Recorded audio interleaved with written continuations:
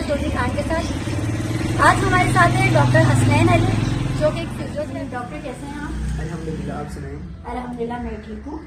तो मुझे आपसे क्वेश्चन ये करना है अबाउट फिजियोथेरेपिस्ट। डॉक्टर, क्या रूल होता है जिंदगी में, क्या रेगुलेशन है?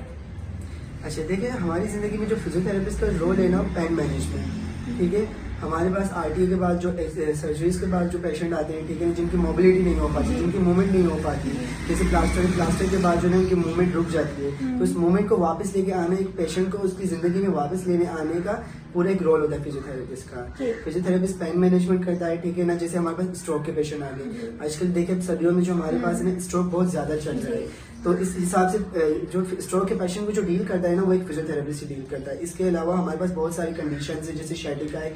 शेटिका एक कॉमन प्रॉब्लम है, ठीक है ना। शेटिका हमारी जो है लंबर से लेकर के हमारी पूरे टो तक जाती है हमारा पेन, और वो रेडिएट करता है, तो इसको भी फिजियोथेरेपिस्ट डील करता है। फ्रोजन शोल्डर, फ्रोजन शोल्डर का तो मैंने बहुत सुना है, तो उसके क्या? अच्छा देखिए, फ्रोजन शोल्डर क्या है, इसकी जो फ्रोजन शोल्डर ये ना एक लेटरोन कंडीशन का वर्ड है। अगर इसको मेडिकली देखें ना, तो एडेसिव कैप्सुलाइटिस कहते हैं। इसके बेसिकली अंदर हमारा जो जॉइंट है ना, वो फ्रोज हो जाता है, जिसकी मूवमेंट नहीं हो पाती, इसका हाथ ऊपर नहीं जाता पेशेंट का, तो इसको हम रिहैब के थ्रू इसको हम ट्रीट करते हैं। बेसिकली फिजियोथेरेपी का मकसद यही है कि हम एक्सरसाइज और कुछ मशीनों के थ्रू हमारा पेशेंट का इलाज। हमें ये बताएं, सीपी पैरालाइज स्ट्रोक के पेशेंट में क्या कर रहे हैं? देखिए, स्ट्रोक के पेशेंट कॉमनली हम देखेंगे सर्दियों में होते हैं, और वो ब्लड प्रेशर हाई होने की वजह से। वो जो सीबी क्या है, सेरेब्रल पाल्सी, हमारे ब्रेन का वो हिस्सा है सेरेब्रम, जो हमारी पूरी मूवमेंट्स को कंट्रोल करता है, ठीक है, हमारी जितनी भी मोटर एक्टिविटीज उनको कंट्रोल करता है, ठीक है।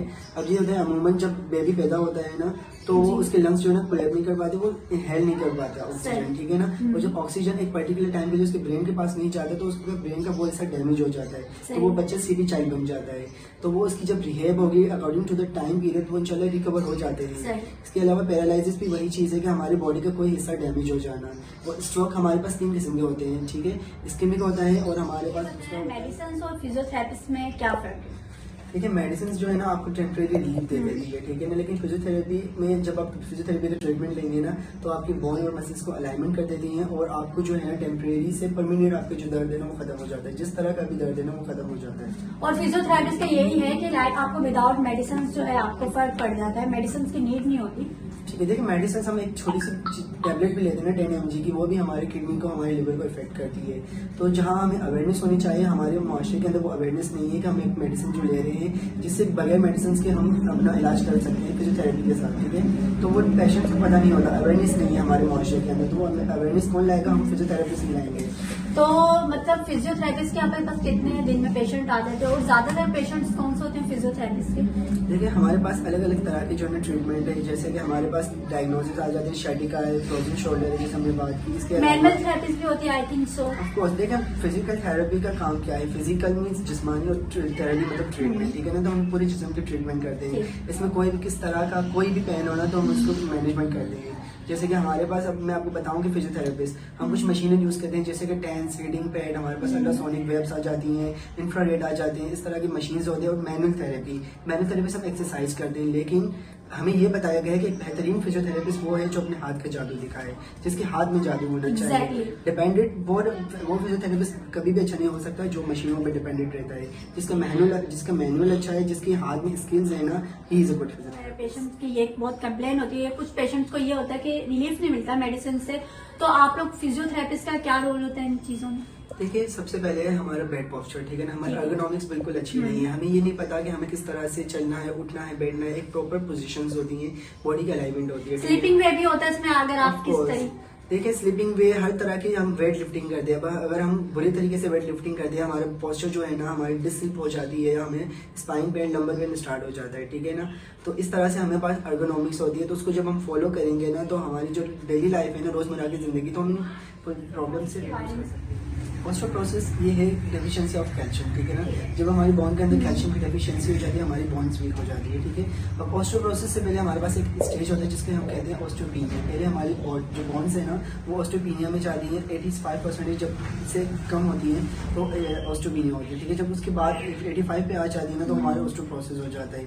ये कॉमनली हम देखते हैं वुमेन्स के अंदर, ठीक है ना। वुमेन्स जिनकी मेनोपॉज जो फेज स्टार्ट हो जाता है, ठीक है, उनकी एस्ट्रोजन की कमी हो जाती है, डेफिशिएंसी ऑफ एस्ट्रोजन इस वजह से। और दूसरा हमारे पास होते हैं डिजेनरेटिव चेंजेस, जब हमारी एज 40+ हो जाती है ना, तो ये आफ्टर सर्जरी हमारी जो बॉडी जो पोस्चर जो है खराब होते हैं, किस तरह से मेंटेन करता है फिजियोथेरेपिस्ट? मोबिलिटी देखें, हमारे आफ्टर सर्जरी हमारे जॉइंट मसल्स जो है ना वो स्टिफ हो जाते हैं, सख्त हो जाते हैं, तो वो मूव नहीं कर पाते। तो इसमें हम जो है ना मसल्स की स्ट्रेचिंग करवाते हैं, इसकी मोबिलिटी करवाते हैं, एक पर्टिकुलर मूवमेंट इनको परफॉर्म करवाते हैं। देखिए हर मसल्स का एक पर्टिकुलर फंक्शन है, वो मूवमेंट रिस्ट्रिक्ट हो जाती है, ठीक है ना, तो उस मूवमेंट की मोबिलिटी करवाते हैं, इस मसल्स की मोबिलिटी होती है, इस तरह से वो मसल्स अपने रिकवर हो जाते हैं। तो अब हमें ये बताएं, नी ज्वाइंट हो गया, बैक पेन हो गया, इनका बहुत इशू चल रहा है आजकल। तो सब पेशेंट ये होते हैं इनको जो मेडिसिन से रिलीफ। लास्ट क्वेश्चन ये है कि कैसे रही आपकी जर्नी हसनैन से डॉक्टर हसनैन बनने की? बिल्कुल, देखें अल्लाह ताला का एहसान और करम है, जो मैं चीज़ डिजर्व नहीं करता था अल्लाह ताला ने वो भी दी। देखिए डॉक्टर बनना मुझे लगता है कि एक रिकॉर्ड है। अल्लाह ताला आपको जब किसी चीज़ के काबिल समझते हैं ना, कि एक बंदा जो पेन में आपके पास आता है, एक तकलीफ में आपके पास आता है और आप उसको हील करते हैं। और जब डॉक्टर बनने के बाद मैंने देखा कि इंसान एक हसीन और बहुत मतलब एक एहसास की चीज़ है। अल्लाह ताला ने इंसान को इतना खूबसूरत बनाया है ना, क्या बताऊँ। इंसान को सिर्फ अटेंशन और मोहब्बत की ज़रूरत होती है। और वैसे भी आधी बीमारी तो पेशेंट की तब खत्म हो जाती है जब डॉक्टर उनसे प्यार से बात करते हैं। देखें डॉक्टर का बिहेवियर ही पेशेंट को ठीक कर देता है। डॉक्टर का काम सिर्फ बीमारी को ठीक करना नहीं, जो हमारे पेशेंट जो आते हैं ना उनको साइकोलॉजिकली रिलैक्स करना भी होता है। जब पेशेंट काफ़ी दफ़ा ऐसा होता है कि मसल्स क्रैम्प नहीं होते, मसल स्पैज़म नहीं होता, उनका जो है ना ब्रेन किसी और चीज़ में वो इतना कंफ्यूज हो चुका होता है, उनको एंजाइटी हो जाती है, उसको रिलीज करेंगे। डॉक्टर की एक स्माइल भी ना पेशेंट के लिए पेन किलर है, उसके सारे पेन को खत्म कर देते हैं। तो एक अच्छा डॉक्टर बनने के लिए आपको ये चाहिए कि आप अपने पेशेंट्स के साथ खुल के बात कर सकें। काफ़ी दफ़ा ऐसा होता है कि देखें डॉक्टर सिर्फ डॉक्टर नहीं है, आपको अल्लाह ताला ने एक रूप दिया हुआ है कि आप मतलब दुनिया को हील कर सकते हैं। तो मेरा यही है कि मैं और आने वाली हम जितने भी डॉक्टर्स हैं ना, यही है कि अपने पेशेंट्स के साथ आप कुछ मैसेज देना चाहेंगे हमारी प्यारी सी आवाम को?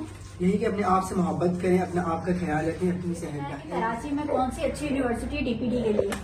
देखिए डाव है, जिना है, DIC university, Dadapur institute of higher education, ये भी एक बेहतरीन इदारा है जहाँ से आप DPT करके कहीं अपने फ्यूचर को एनहेंस कर सकते हैं और अच्छी जगह जॉब पा सकते हैं। हमारा बेस्ट इंटरव्यू रहा डॉक्टर हसनैन के साथ। मिलते हैं नेक्स्ट वीडियो में। अल्लाह हाफिज़, अल्लाह निगहबान।